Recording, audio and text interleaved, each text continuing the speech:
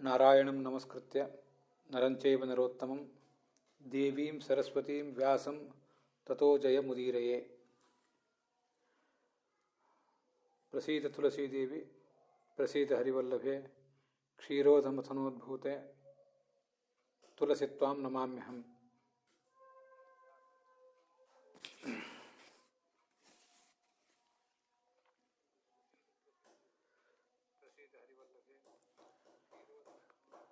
ಶ್ರೀ ಗುರುಭ್ಯೋ ನಮಃ. ಕಾರ್ತಿಕ ಮಾಸದ ಶುಕ್ಲ ಪಕ್ಷದ ಈ ಉತ್ಥಾನ ದ್ವಾದಶಿಯ ದಿನದಂದು ಭಾಗವತದ 7ನೇ ಸ್ಕಂಧದ ಶ್ರವಣಕ್ಕೆ ನಾವು ತೊಡಗಿದ್ದೇವೆ. ನಾರದರು ವೇದವ್ಯಾಸರ ಬಳಿಗೆ ಬಂದು ಅವರಿಗೆ ನೀವು ಭಾಗವತವನ್ನು ರಚಿಸಬೇಕು ಅಂತ ಒಂದು ಪ್ರೇರಣೆ ಕೊಟ್ಟರು. ಅವರು ಹೊರಟೋದ ಮೇಲೆ ವೇದವ್ಯಾಸರು ಮುಂದೆ ಏನು ಮಾಡಿದರು? ಸೂತ ಪುರಾಣಿಕರು ಶೌನಕರಿಗೆ ಕಥೆಯನ್ನು ಹೇಳ್ತಾ ಇದ್ದಾರೆ. ನಿರ್ಗತೆ ನಾರದೇ ಸೂತ ಭಗವಾನ್ ಬಾದರಾಯಣ ಶ್ರುತವಾಂಸ್ತದಭಿಪ್ರೇತಂ ತತಃ ಕಿಂ ಅಕರೋದ್ ವಿಭು.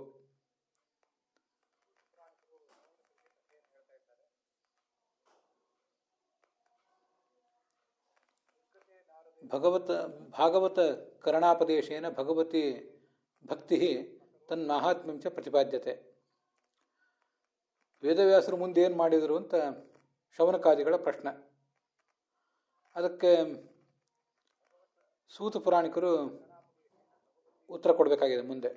ಬ್ರಹ್ಮನದ್ಯಾ ಸರಸ್ವತ್ಯಾ ಆಶ್ರಮ ಪಶ್ಚಿಮೇ ತಟೆ ಅಂತ.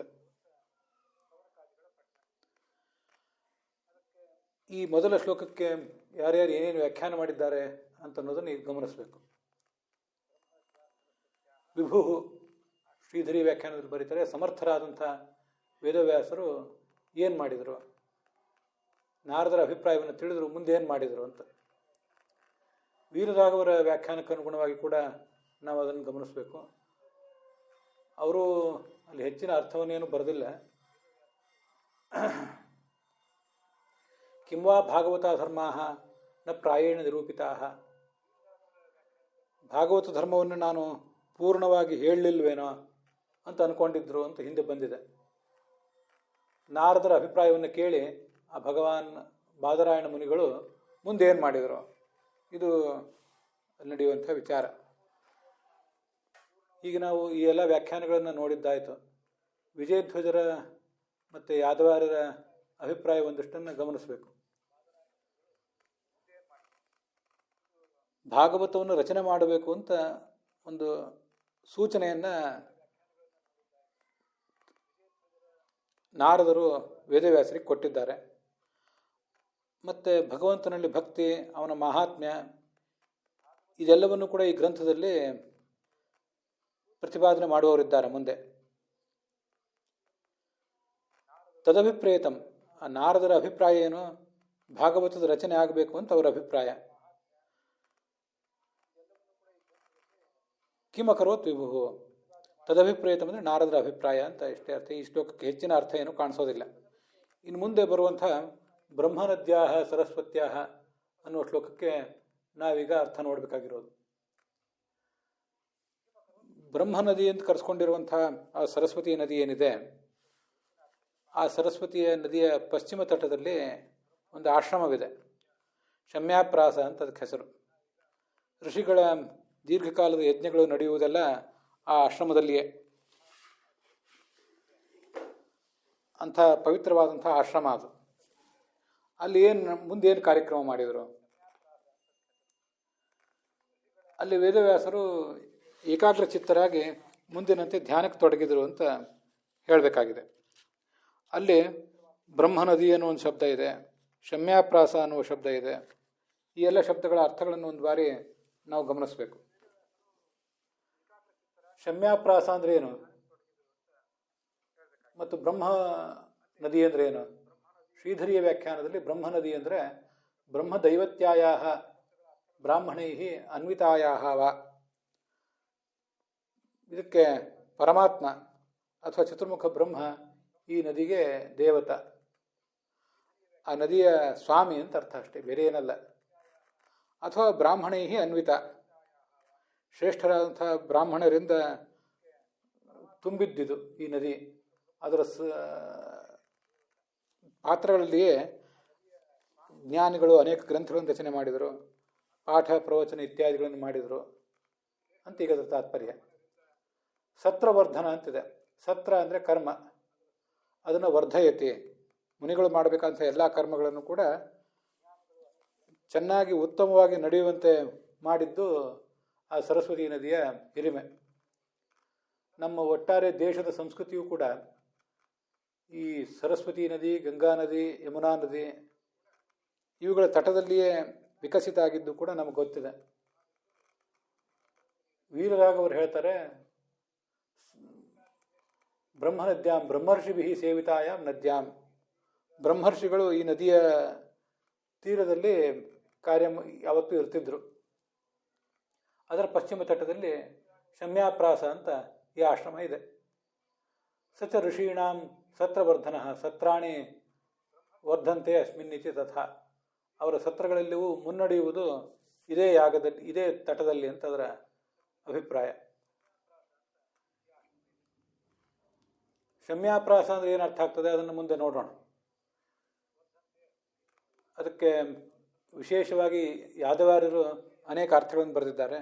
ಅದನ್ನೆಲ್ಲ ಅನುಸರಿಸಿ ಪುರಾಣಿಕಾಚಾರ್ಯರು ಕೂಡ ಅದಕ್ಕೆ ನಾನಾ ಥರದ ಅರ್ಥಗಳನ್ನು ಹೇಳ್ತಾರೆ. ಶಮ್ಯಾಪ್ರಾಸ ಅಂತ ಆ ಆಶ್ರಮಕ್ಕೊಂದು ಹೆಸರು ಬರಲಿಕ್ಕೆ ಏನು ಕಾರಣ? ಅದು ಆ ಯಜ್ಞಕ್ಕೆ ಸಂಬಂಧಪಟ್ಟಂಥ ಒಂದು ಅರ್ಥವೇ ಆಗಿದೆ.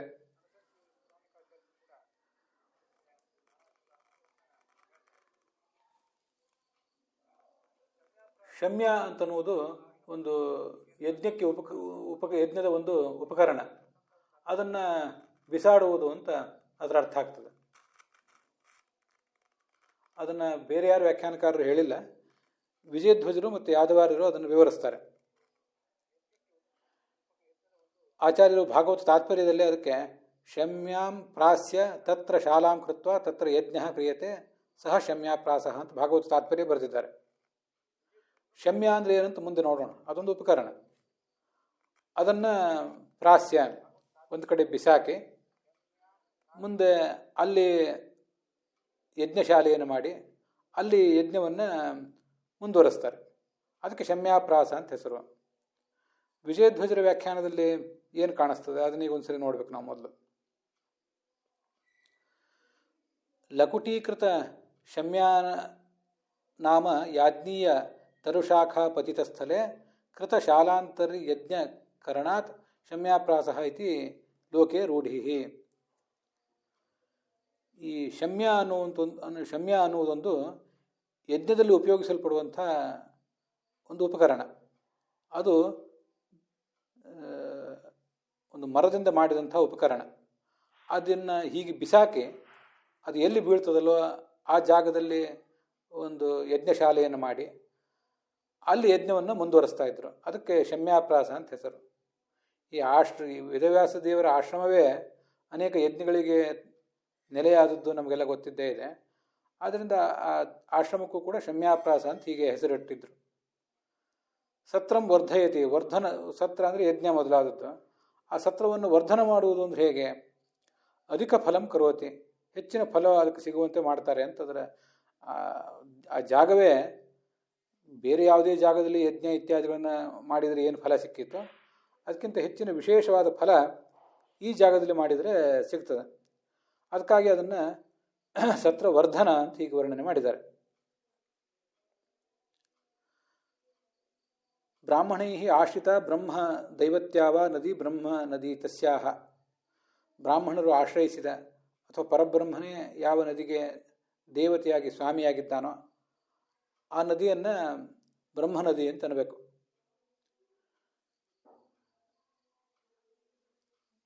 ಯಾದವಾರ್ಯರು ತಮ್ಮ ವ್ಯಾಖ್ಯಾನದಲ್ಲಿ ಹೀಗೆ ಕೆಲವು ವಿಷಯಗಳನ್ನು ಹೇಳ್ತಾರೆ. ಅಲ್ಲಿರೋದು ಎಲ್ಲವನ್ನೂ ನಾವೇನು ನೋಡಬೇಕಾಗಿಲ್ಲ. ನಮ್ಮ ಗುರುಗಳು ಪುರಾಣಿಕಾಚಾರ್ಯರು ಕೂಡ ತಮ್ಮ ಭಾಗವತ ತಾತ್ಪರ್ಯದಲ್ಲಿ ಅದಕ್ಕೆ ಅನೇಕ ಅರ್ಥಗಳನ್ನು ಆಪಸ್ತಂಭ ಸೂತ್ರದಲ್ಲಿರುವ ಕೆಲವು ಸಂಗತಿಗಳನ್ನು ಬರೆದೇ ಇದ್ದಾರೆ. ಅದನ್ನು ನೋಡೋಣ. ಸರಸ್ವತ್ಯಾ ಪಶ್ಚಿಮೇ ತೀರೆ ಪ್ರತ್ಯಹಂ ದೀಕ್ಷಾಪೂರ್ವಕಂ ಕರ್ತವ್ಯಾನಿ ಅನೇಕಾನಿ ಸಂತಿ. ಸರಸ್ವತಿ ನದಿಯ ಪಶ್ಚಿಮ ತೀರದಲ್ಲಿ ಪ್ರತಿನಿತ್ಯವೂ ಕೂಡ ದೀಕ್ಷೆ ಕೈಗೊಂಡು, ಯಜ್ಞ ದೀಕ್ಷೆಯನ್ನು ಕೈಗೊಂಡು ಅನೇಕ ಯಜ್ಞಗಳನ್ನು ಮಾಡ್ತಾ ಇದ್ರು. ತತ್ರ ಅದು ಹೇಗೆ ಯಜ್ಞ ಮಾಡಬೇಕು ಅನ್ನೋದನ್ನೆಲ್ಲ ಆಶ್ವಲಾಯನ, ಆಪಸ್ತಂಭ ಮೊದಲಾದವರು ವರ್ಣನೆ ಮಾಡಿದ್ದಾರೆ.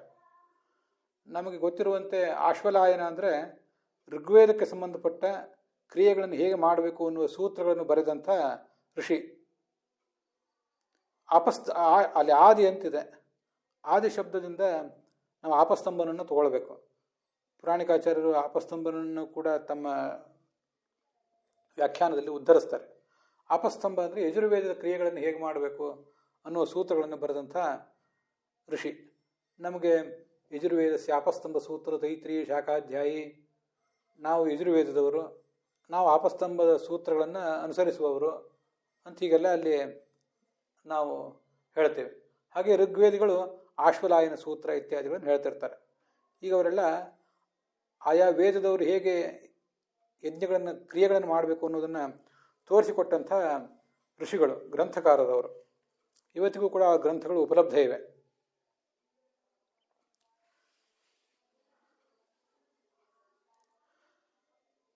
ಅಲ್ಲೊಂದು ಆ ಯಜ್ಞವನ್ನು ಹೇಗೆ ಮಾಡಬೇಕು, ಯತ್ರ ಸ್ಥಂಡಿಲೆ ಆಹವನೀಯ ಗಾರ್ಹಪತ್ಯಾಗ್ನಿ ಸ್ಥಾಪಿತವೋ ಭವತಃ.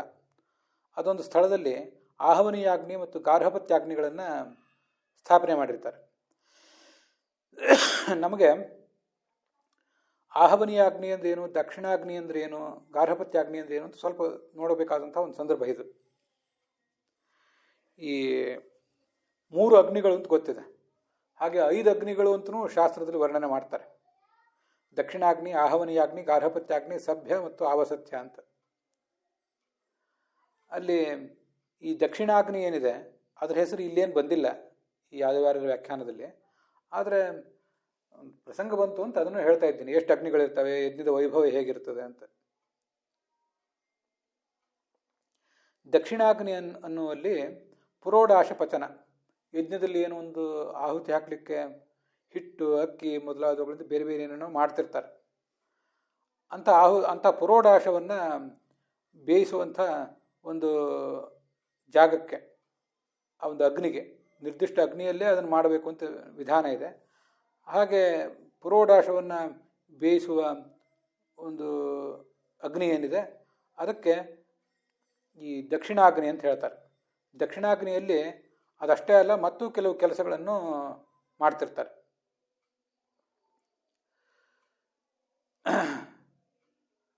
ಯಜ್ಞದಲ್ಲಿ ಅರ್ಪಿಸುವಂಥ ಅಕ್ಕಿ ಹಿಟ್ಟು ಅಂತ ಅದಕ್ಕೆ ಕೆಲವು ಕಡೆ ವ್ಯಾಖ್ಯಾನ ಮಾಡಿದ್ದಾರೆ. ಸ್ವಲ್ಪ ಏನಾದರೂ ವ್ಯತ್ಯಾಸ ಇರಬಹುದು ಬೇರೆ ಬೇರೆ ವ್ಯಾಖ್ಯಾನಗಳಲ್ಲಿ. ಹವಿರ್ಭೇದ ಅಂತ ಹೀಗೆ ಅದನ್ನು ಮಾಡಿದ್ದಾರೆ. ಯವ ಚೂರ್ಣ ನಿರ್ಮಿತ ರೋಟಿಕ, ಈ ಅಕ್ಕಿ ಹಿಟ್ಟಿನ ಮೂಲಕ ಮಾಡಿದಂಥ ಒಂದು ರೊಟ್ಟಿ ಅಂತಲೂ ಕೂಡ ಕೆಲವರು ಅದನ್ನು ಮಾಡಿದ್ದಾರೆ. ಅಥವಾ ಕೇವಲ ಹಿಟ್ಟಾದರೂ ಆಗಬಹುದು. ನಮಗೆ ಯಜ್ಞದ ಪ್ರಕ್ರಿಯೆಗಳು ನಾವು ಅದನ್ನೆಲ್ಲವನ್ನು ಈಗ ಮಾಡ್ತಿಲ್ಲ, ಆದ್ದರಿಂದ ನಮಗದು ಗೊತ್ತಾಗೋದಿಲ್ಲ. ಅಂತೂ ಅಕ್ಕಿಯ ಹಿಟ್ಟು ಅಥವಾ ಅಕ್ಕಿಯ ಹಿಟ್ಟಿನಿಂದ ಮಾಡಿದಂಥ ಒಂದು ರೊಟ್ಟಿ ಅಂತ ಇಷ್ಟು ಅರ್ಥ ಆಗಬಹುದು. ಅದನ್ನು ಬೇಯಿಸಲಿಕ್ಕೆ ಉಪಯೋಗ ಮಾಡುವಂಥ ಅಗ್ನಿಯನ್ನು ಈ ದಕ್ಷಿಣಾಗ್ನಿ ಅಂತ ಈಗ ವರ್ಣಿಸ್ತಾರೆ. ಆ ದಕ್ಷಿಣಾಗ್ನಿಯಲ್ಲಿ ಈ ಪುರೋಡಾಶವನ್ನು ಬೇಯಿಸುವುದು ಮಾತ್ರ ಅಲ್ಲದೇನೆ ಪ್ರಾಯಶ್ಚಿತ್ತ ಹೋಮವನ್ನು ಕೂಡ ಮಾಡ್ತಿರ್ತಾರೆ.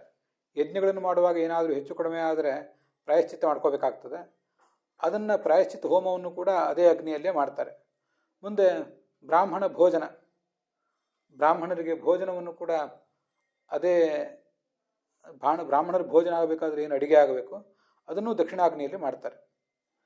ಇನ್ನು ಮುಂದೆ ಆಹವನೀಯಾಗ್ನಿ ಅಂತ, ಇಲ್ಲಿ ಯಾರ ವ್ಯಾಖ್ಯಾನದಲ್ಲಿ ಆಹವನೀಯಾಗ್ನಿ, ಗಾರ್ಹಪತ್ಯಾಗ್ನಿ ಅಂತ ಎರಡನ್ನು ಬರೆದಿದ್ದಾರಲ್ಲ, ಅಲ್ಲಿ ಆಹವನೀಯಾಗ್ನಿ ಅಂದರೆ ಆ ಒಂದು ನಿರ್ದಿಷ್ಟ ಸಂದರ್ಭದಲ್ಲಿ ಯಾವ ಪ್ರಧಾನ ಯಾಗವನ್ನು ಮಾಡ್ತಾ ಇರ್ತಾರೆ ಅದಕ್ಕೆ ಆ ಪ್ರಧಾನ ಯಾಗವನ್ನು ಮಾಡಬೇಕಾದ ಯಜ್ಞಕುಂಡ ಅಲ್ಲಿರುವಂಥ ಅಗ್ನಿಗೆ ಆಹವನೀಯಾಗ್ನಿ ಅಂತ ಕರೀತಾರೆ.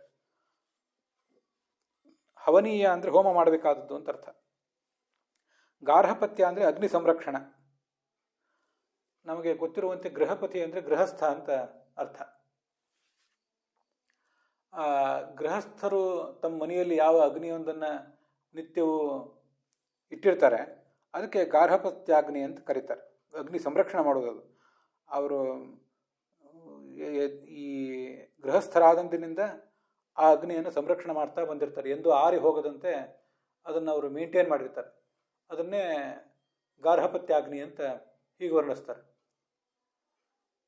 ಮುಂದೆ ಸಭ್ಯ ಮತ್ತು ಆವಸಥ್ಯ ಅಂತ ಎರಡಿದೆ. ವಿದ್ಯಾರ್ಥಿಗಳಿಗೆ, ಆ ಗುರುಕುಲದಲ್ಲಿ ವಿದ್ಯಾರ್ಥಿಗಳಿಗೆ ಭೋಜನ ಮಾಡುವುದಕ್ಕಾಗಿ ಸಭ್ಯ ಅನ್ನುವಂಥ ಒಂದು ಅಗ್ನಿಯನ್ನು ಇಟ್ಟಿರ್ತಾರೆ ಕೆಲವು ಕಡೆ. ಆವಸಥ್ಯ ಅಂತಿದೆ, ಅದು ಕೂಡ ಅಗ್ನಿ ಸಂರಕ್ಷಣೆಗೆ ಉಪಯೋಗ ಆಗುವಂಥದ್ದೇ. ಸ್ಥೂಲವಾಗಿ ಇಷ್ಟು ಅರ್ಥಗಳನ್ನು ಹೇಳಿದ್ದೀನಿ. 5 ಅಗ್ನಿ ಅಲ್ಲದೆ ಹೋದರೆ 3 ಅಗ್ನಿಗಳಾದರೂ ಕೂಡ ಇದ್ದೇ ಇರ್ತವೆ. ದಕ್ಷಿಣಾಗ್ನಿ, ಆಹವನೀಯಾಗ್ನಿ, ಗಾರ್ಹಪತ್ಯಾಗ್ನಿ ಅಂತ. ತ್ರೇತಾಗ್ನಿಗಳು, 3 ಅಗ್ನಿಗಳು ಅಂತ ಎಲ್ಲ ಕಡೆ ಪ್ರಸಿದ್ಧವಾದಂಥ ಹೆಸರಿದೆ, ನಮಗಿದು ಗೊತ್ತಿದೆ.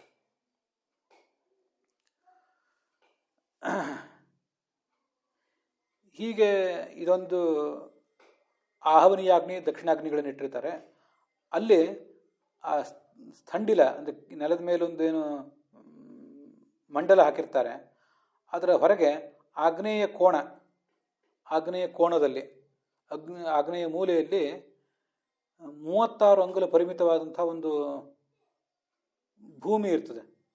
37 ಅಂಗುಲ ಪರಿಮಿತ ಯಾ ಭೂಮಿ ತತ್ ಪ್ರಾಂತ್ಯ ಪ್ರದೇಶ ಇತ್ಯುಕ್ತಂ. ಅಲ್ಲಿ ಬ್ರಹ್ಮ ಅನ್ನುವ ಒಬ್ಬ ಋತ್ವಿಕ್ ಬರ್ತಾನೆ. ಅವನು ಆ ತದಭಿಮುಖಂ ಆಹವನೀಯ ಗಾರ್ಹಪತ್ಯಾಗ್ನಿ ಸ್ಥಂಡಿಲ ಸಮೀಪೆ ಸ್ಥಿತ್ವ ತಂ ದೇಶಮುದ್ದಿಶ್ಯ ಷಟ್ರಂಶದಂಗುಲ ಪರಿಮಿತಂ ಷಣ್ಮ್ಯಾನಾಮಕಂ ಸತ್ರಂ ಪಾತ್ರ ವಿಶೇಷಂ ಯಥಾ ಸತ್ಮಿನ್ ಸ್ಥಂಡಿಲೇ ಏವ ಪತೇತ್ ನ ಅರ್ವಾಕ್ತನಮತಿಕ್ರಮ್ಯ ತಥಾ ಹಸ್ತಲಾಘವೇನ ಪ್ರಾಸೇತ್ ಕ್ಷಿಪೇತ್. ಈ ಶಮ್ಯ ಅನ್ನುವಂಥ ಒಂದು ಕಟ್ಟಿಗೆ ಉಪಕರಣ ಏನಿದೆ, ಇದನ್ನು ಆ ಬ್ರಹ್ಮ ಅನ್ನುವ ಒಬ್ಬ ಋತ್ವಿಕ್ ಅವನು ಬೀಸಿ ಎಸಿತಾನೆ ಹಸ್ತಲಾಘವದಿಂದ. ಅದು ಆ ಸಮೀಪದ ಸ್ಥಂಡಿಲ ಪ್ರದೇಶದಲ್ಲಿಯೇ ಬೀಳಬೇಕು, ಬಹಳ ದೂರ ಬೀಳಬಾರ್ದು. ಅರವಾಗ್ತಾನೆ, ಹಾಗವನು ಎಸಿತಾನಂತೆ. ಅದಕ್ಕೆ ಇನ್ನೂ ಕೆಲವು ವಿವರಗಳನ್ನು ಪುರಾಣಿಕಾಚಾರ್ಯ ಹೇಳ್ತಾರೆ, ಅದನ್ನು ಹೇಳ್ತೇನೆ ಈಗ. ಈ ಬ್ರಹ್ಮ ಅನ್ನುವ ಋತ್ವಿಕ್ ಅಂದರೆ ಯಾರು ಅಂತ ನಮಗೊಂದು ಗೊತ್ತಾಗಬೇಕು. ಸುಮ್ಮನೆ ಅಲ್ಲಿರುವ ಶಬ್ದಗಳನ್ನು, ಬ್ರಹ್ಮ ಇತ್ಯಾದಿ ಶಬ್ದಗಳನ್ನು ಕೇಳುವುದಕ್ಕಿಂತ ನಾವು ಆಯಾ ಋತ್ವಿಕ್ಗಳು ಯಾರು ಅನ್ನೋದನ್ನು ಗಮನಿಸಬೇಕು.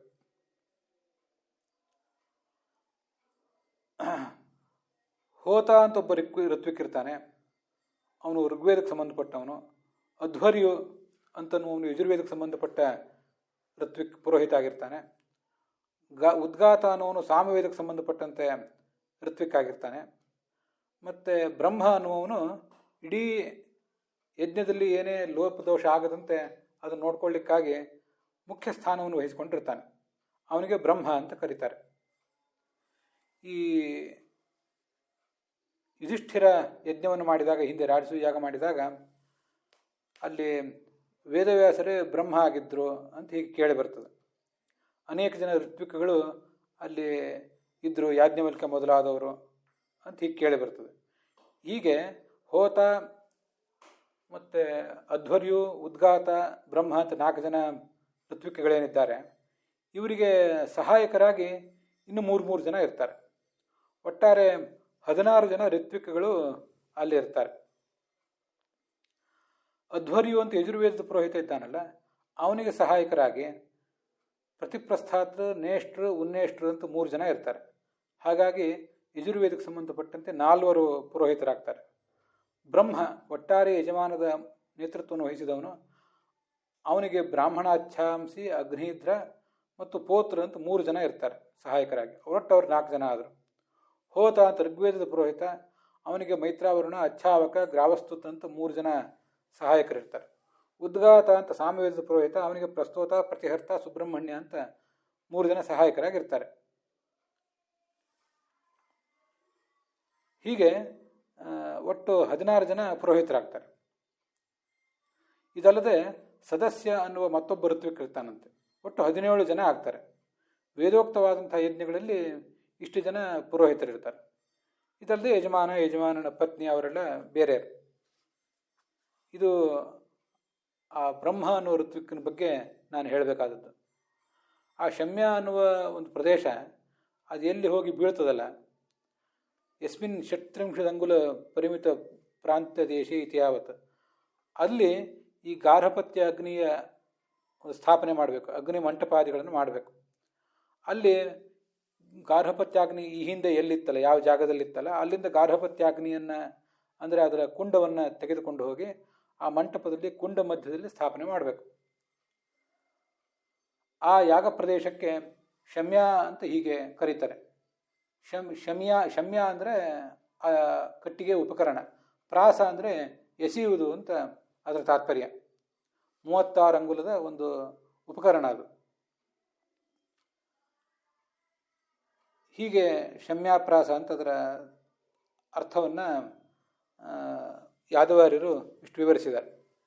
ಇದಕ್ಕಿಂತ ಸ್ವಲ್ಪ ಹೆಚ್ಚಿನ ಅಂಶಗಳನ್ನೇ ಪುರಾಣಿಕಾಚಾರ್ಯರು ತಮ್ಮ ಭಾಗವತ ತಾತ್ಪರ್ಯದಲ್ಲಿ ಹೇಳ್ತಾರೆ. ಆಚಾರ್ಯರು ಭಾಗವತ ತಾತ್ಪರ್ಯ ಬರೆದಿದ್ದಾರೆ ಅಂತ ಈಗಾಗಲೇ ಹೇಳಿದೆ. ಶಮ್ಯಾಂ ಪ್ರಾಸ್ಯ ತತ್ರ ಶಾಲಾಂ ಕೃತ್ವ ತತ್ರ ಯಜ್ಞ ಕ್ರಿಯತೆ ಸ ಶಮ್ಯಾಪ್ರಾಸಃ ಅಂತ. ಖದಿರ ಅಂತ ಒಂದು ವೃಕ್ಷ, ಆ ಖದಿರ ವೃಕ್ಷದ ಕಾಷ್ಠದಿಂದ ನಿರ್ಮಿತವಾದ 36 ಅಂಗುಲದ ಉದ್ದ ಇರ್ತದೆ. ಅಂಥ ಗದೆಯ ಆಕಾರದ ಒಂದು ಯಜ್ಞದ ಆಯುಧ. ಆಯುಧ ಅಂದರೆ ಮತ್ತೊಬ್ಬರನ್ನು ಹೊಡೆಯಲಿಕ್ಕಾಗಿರುವಂಥದ್ದು ಅಂತ ಅರ್ಥ ಅಲ್ಲ, ಗದೆಯ ಆಕಾರ ಇರ್ತದೆ ಅಷ್ಟೇ. ಅದಕ್ಕೆ 36 ಅಂಗುಲ ಉದ್ದವಾಗಿರ್ತದೆ. ಹೀಗೆ ಆ ಯಜ್ಞದ ಉಪಕರಣ ಇರ್ತದೆ. ಅದರ ತುದಿಗೆ ಒಟ್ಟಾರೆ 36 ಅಂಗುಲ ಇರ್ತದಲ್ಲ, ಅದರ ತುದಿಯ 8 ಅಂಗುಲಗಳಲ್ಲಿ 8 ಕುಂಭಗಳು ಇರ್ತವೆ. ಕುಂಭಗಳು ಅಂದರೆ ಏನು? ಯಜಮಾನನ ಪತ್ನಿ ತಲೆಗೆ ಸುತ್ತಿಕೊಳ್ಳುವಂಥ ಬಟ್ಟೆಗಳು. ಆ ಬಟ್ಟೆಗಳನ್ನು ಅಲ್ಲಿ ಸುತ್ತಿರ್ತಾರೆ. ಕೃಷ್ಣಾಜಿನದ ಮೇಲೆ ಈ ಶಮ್ಯ ಅನ್ನುವ ಯಜ್ಞ ಉಪಕರಣವನ್ನು ಇಟ್ಟು ಅದರ ಮೇಲೆ ಒಂದು ಬೀಸು ಕಲ್ಲಿಟ್ಟು ಅಗ್ನಿಧ್ರ ಅನ್ನುವ ಪುರೋಹಿತ ಯಾಗದ ಹವಿಸ್ಸಿಗಾಗಿ ಅಕ್ಕಿ ಮೊದಲಾದನ್ನು ಬೀಸಿ ಹಿಟ್ಟು ಮಾಡಬೇಕು ಅಂತ ವಿಧಾನ ಇದೆ. ಅಗ್ನಿಧ್ರ ಅಂದರೆ ನಾನು ಈಗಾಗಲೇ ಹೇಳಿದಂತೆ ಬ್ರಹ್ಮ ಅನ್ನುವ ಒಬ್ಬ ಪುರೋಹಿತ ಇರ್ತಾನಲ್ಲ, ಆ ಪುರೋಹಿತನ ಸಹಾಯಕ. ಈ ಖದಿರ ಅದೇನಿದೆ ಅದಕ್ಕೆ ಕನ್ನಡದಲ್ಲಿ ಪಟೀರ ಅಥವಾ ಕಾಚು ಅಂತ ಹೀಗೆ ಹೇಳ್ತಾರೆ. ನಮಗೀಗ ಕನ್ನಡದ ಶಬ್ದ ಹೇಳಿದರೂ ಕೂಡ ಕಗ್ಗಲಿ ಮರ ಅಂತ ಶಬ್ದ ಇದೆ. ಹೀಗೆ ಬೇರೆ ಬೇರೆ ಶಬ್ದ ಹೇಳಿದರೂ ಕೂಡ ನಮಗೇನದು ಪೂರ್ಣವಾಗಿ ಗೊತ್ತಾಗಲಿಕ್ಕಿಲ್ಲ. ನಾವು ಅದರದ್ದು ಪರಿಚಯಗಳನ್ನೆಲ್ಲ ಕಳ್ಕೊಂಡ್ಬಿಟ್ಟಿರ್ತೀವಿ. ಕೋಶದಲ್ಲಿದ್ದುದನ್ನು ಹೇಳಿದೆ, ನಿಮ್ಗೆ ಯಾರಿಗಾದರೂ ಅದು ಗೊತ್ತಾದರೂ ಆಗಬಹುದು, ಇನ್ನೂ ಅನೇಕ ಜನರಿಗೆ ಅದು ಗೊತ್ತಾಗದೇನೂ ಕೂಡ ಇರಬಹುದು ಅಂತ ಹೀಗೆ ಕಾಣಿಸ್ತದೆ. ಈ ಶಮ್ಯ ಏನಿದೆ ಅದನ್ನು ಆ ಯಜ್ಞದ ವೇದಿ ಸ್ಥಳ ಏನಿರ್ತದೆ, ಯಜ್ಞ ವೇದಿಕೆ ಏನಿರ್ತದೆ, ಅಲ್ಲಿಂದ ಸ್ವಲ್ಪ ದೂರ ಎಸಿಬೇಕು. ದೂರ ಎಸೆದಾಗ ಅದು ಎಲ್ಲಿಗೆ ಹೋಗಿ ಬೀಳ್ತದಲ್ಲ, ಆ ಬೀಳುವವರೆಗೂ ಕೂಡ ಒಟ್ಟಾರೆ ಯಜ್ಞಶಾಲೆಯನ್ನು ನಿರ್ಮಾಣ ಮಾಡಬೇಕು. ಆ ಚದರ ಪ್ರದೇಶದಲ್ಲಿ ಸುತ್ತಲೂ ಅದನ್ನು ಬೀಸುವ ಜಾಗವನ್ನು ಗಮನಿಸಿ ಯಜ್ಞಶಾಲೆ ಮಾಡಬೇಕು.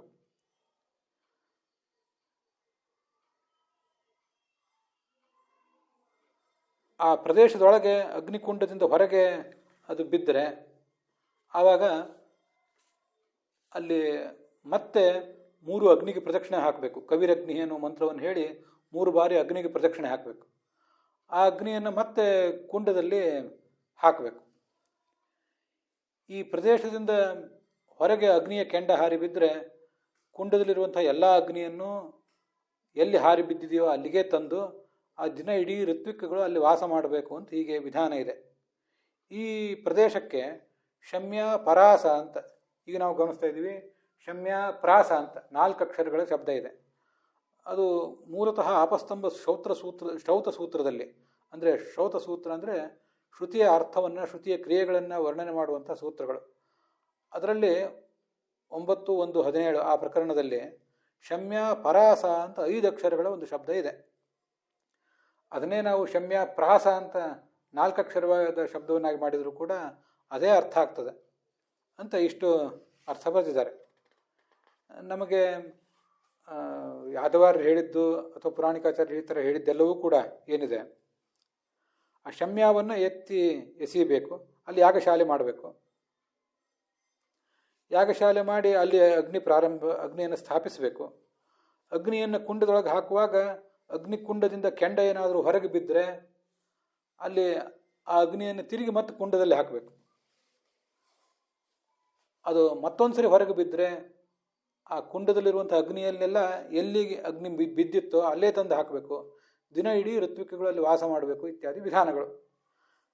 ತುಂಬ ಸರಳವಾಗಿ ವಿಜಯಧ್ವಜ ತೀರ್ಥರು ಅದನ್ನು ಹೇಳಿದ್ದಾರೆ. ಆಚಾರ್ಯರು ಕೂಡ ಶಮ್ಯಾಂ ಪ್ರಾಸ್ಯ ತತ್ರ ಶಾಲಾಂ ಕೃತ್ವ. ಶಮ್ಯ ಅನ್ನುವುದೊಂದು ಯಜ್ಞದ ಉಪಕರಣ. ಅದನ್ನು ಹೀಗೆ ಬಿಸಾಡಿ ಅದೆಲ್ಲಿ ಬೀಳ್ತದೋ ಆ ಸುತ್ತಮುತ್ತಲಿನ ಪ್ರದೇಶದಲ್ಲಿ ಯಜ್ಞಶಾಲೆಯನ್ನು ಮಾಡಿ ಅಲ್ಲಿ ಯಜ್ಞವನ್ನು ಮಾಡಬೇಕು. ಅದಕ್ಕೆ ಶಮ್ಯಾಪ್ರಾಸ ಅಂತ ಹೀಗೆ ಹೇಳ್ತಾರೆ ಅಂತಿಷ್ಟು ವಿಧಾನ ಬಂದಿದೆ. ಇದನ್ನೇ ಭಾಗವತ ತಾತ್ಪರ್ಯ ಇರುವುದರಿಂದ ಇದಕ್ಕೆ ಭಾಗವತ ಪ್ರಬೋಧಿನಿ ಮತ್ತು ದೀಪಿಕಾ ಇವರು ಏನು ವ್ಯಾಖ್ಯಾನ ಮಾಡಿದ್ದಾರೆ ಅಂತ ಅನ್ನೋದನ್ನು ಕೂಡ ನೋಡಬೇಕು. ಈ ಪ್ರಬೋಧಿನಿ ವ್ಯಾಖ್ಯಾನದಲ್ಲಿ ಶಮ್ಯಾಂ ಶೂರ್ಪಂ ಚ ಕೃಷ್ಣಾಜನಂ ಚ ಶಮ್ಯಾಚ ಅನ್ನುವಂಥ ಒಂದು ವೇದವಾಕ್ಯವನ್ನು ಕೂಡ ಉದ್ಧರಿಸಿದ್ದಾರೆ. ಶಮ್ಯಾ ನಾಮಕ ಯಜ್ಞ ಸಂಬಂಧಿ ಕಾಷ್ಠ ವಿಶೇಷಂ. ಅವರೇನು ಹೆಚ್ಚಿನ ಅರ್ಥಗಳನ್ನು ಬರೆದಿಲ್ಲ, ಆದರೆ ವೇದವಾಕ್ಯವೊಂದನ್ನು ಅವರು ಉದ್ಧರಿಸಿದ್ದಾರೆ. ಶಮ್ಯ ಅಂದರೆ ಶಮೀ ಶಾಖಾ ಅಂತ ಹೀಗೆ ಅರ್ಥ ಬರೆದಿದ್ದಾರೆ ದೀಪಿಕಾದಲ್ಲಿ. ಇದೆಲ್ಲ ಆಶ್ವಲಾಯನ ಸೂತ್ರದಲ್ಲಿಯೂ ಬಂದಿದೆ ಅಂತ ಹೇಳಿದ್ದಾರೆ. ಹಾಗಾಗಿ ಒಟ್ಟಾರೆ ಆಶ್ವಲಾಯನ ಸೂತ್ರಗಳಲ್ಲಿ ಮತ್ತು ಆಪಸ್ತಂಭ ಸೂತ್ರಗಳಲ್ಲಿ ಎರಡೂ ಕಡೆಯೂ ಈ ಸಂಗತಿ ಬಂದಿದೆ ಅನ್ನೋದು ನಮಗೆ ಗೊತ್ತಿರಬೇಕು. ಋಗ್ವೇದಿಗಳು ಯಜುರ್ವೇದಿಗಳು ಎಲ್ಲರೂ ಪ್ರತ್ಯೇಕವಾಗಿಯೂ ಯಜ್ಞ ಮಾಡ್ತಿರ್ತಾರೆ, ಕೆಲವು ಬಾರಿ ಒಟ್ಟಿಗೆ ಸೇರಿ ಯಜ್ಞ ಮಾಡ್ತಿರ್ತಾರೆ. ಆ ಎಲ್ಲ ಸಂದರ್ಭಗಳಲ್ಲಿ ಇದು ಉಪಯೋಗ ಆಗ್ತದೆ. ಅನಂತ ತೀರ್ಥರು ಅಂತ ಭಾಗವತಕ್ಕೆ ವ್ಯಾಖ್ಯಾನ ಮಾಡಿದಂಥ ಮತ್ತೊಬ್ಬರು ಪ್ರಾಚೀನರು. ಈ ವಿಜಯಧ್ವಜ ತೀರ್ಥರು ತಾವು ವ್ಯಾಖ್ಯಾನ ಮಾಡುವಾಗ ಅನಂತ ತೀರ್ಥ ವಿಜಯ ತೀರ್ಥವು ಉಪಜೀವ್ಯ ಅಂತ ಒಂದು ಕಡೆ ಹೇಳ್ತಾರೆ.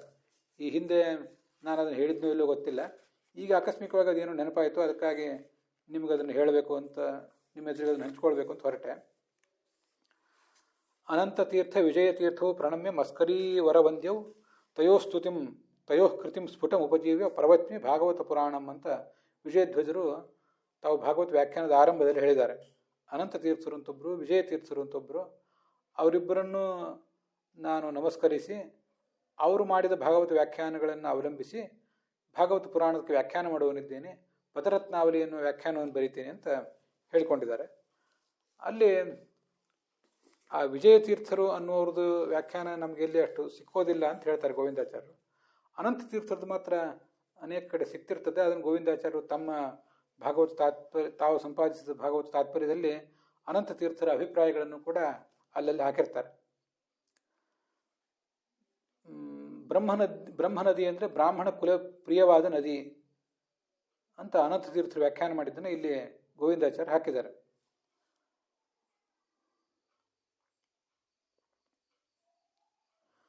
ಶಮೀ ಪ್ರಾಶ್ಚಿತೆ ಯೂಪತ್ವೇನ ಶಮ್ಯಾಪ್ರಾಸ ಇತಿ ಅನಂತತೀರ್ಥೀಯೇ ಉಕ್ತಂ. ಅನಂತತೀರ್ಥೀಯ ವ್ಯಾಖ್ಯಾನದಲ್ಲಿ ಶಮ್ಯಾಪ್ರಾಸ ಅಂದರೆ ಏನಂತ ಹೇಳ್ತಾರೆ, ಶಮಿಯನ್ನು ಯೂಪದ ರೂಪದಲ್ಲಿ, ಯೂಪ ಅಂದರೆ ಒಂದು ಯಜ್ಞದ ಕಂಬ, ಆ ಕಂಬದ ರೂಪದಲ್ಲಿ ಒಂದು ಕಡೆ ಸ್ಥಾಪನೆ ಮಾಡ್ತಾರೆ. ಅದಕ್ಕೆ ಶಮ್ಯಾಪ್ರಾಸ ಅಂತ ಕೇಳಿ ಬರ್ತದೆ.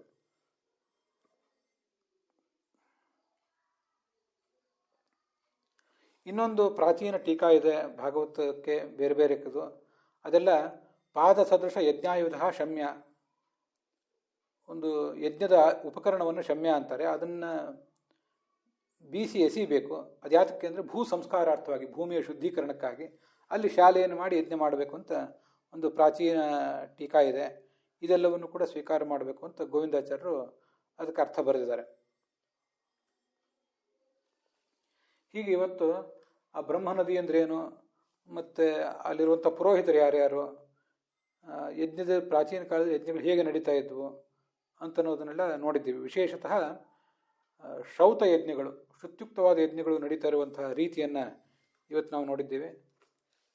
ಉತ್ಥಾನ ದ್ವಾದಶಿಯ ದಿವಸ ತುಳಸಿ ವಿವಾಹ ಇತ್ಯಾದಿ ಸ್ಮೃತ್ಯುಕ್ತ ಅಂದರೆ ಪುರಾಣೋಕ್ತವಾದ ಕರ್ಮಗಳನ್ನು ನಾವು ಎಲ್ಲರೂ ಕೂಡ ಶ್ರದ್ಧೆಯಿಂದ ನಡೆಸುವಂಥ ದಿವಸ. ಚಾತುರ್ಮಾಸ್ಯದ ವ್ರತ ಸಮಾಪ್ತಿ ಕೂಡ ಇವತ್ತು ಆಗಿದೆ. ಗೋಪೂಜೆ, ತುಳಸಿ ಪೂಜೆ ಇತ್ಯಾದಿ ಪೂಜೆಗಳು ನಡೀತವೆ. ಅಂಥ ಒಂದು ಪವಿತ್ರವಾದ ಸಂದರ್ಭದಲ್ಲಿ ಭಾಗವತದ 7ನೇ ಸ್ಕಂದದ ಶ್ರವಣ ಪ್ರಾರಂಭ ಕಂಡಿದೆ. ಇವತ್ತಿಗೆ ಈ ಭಾಗ ಸಮಾಪ್ತವಾಗಿದೆ. ಹುಸಿಯ ನಾಡಿ ಹೊಟ್ಟೆ ಹೊರೆವ ವಿಷಯದಲ್ಲಿ ರಸಿಕನೆಂದು ಹುಸಿಗೆ ಹಾಕದಿರೋ ಎನ್ನ ಹೃಷಿಕೇಶನೆ ಈಶನಿನ್ನ ಚರಣ ಭಜನೆ ಆಸೆಯಿಂದ ಮಾಡುವೆ ದೋಷರಾಶಿ ನಾಶ ಮಾಡು ಶ್ರೀಶಕೇಶವ. ಶ್ರೀಕೃಷ್ಣಾರ್ಪಣಮಸ್ತು.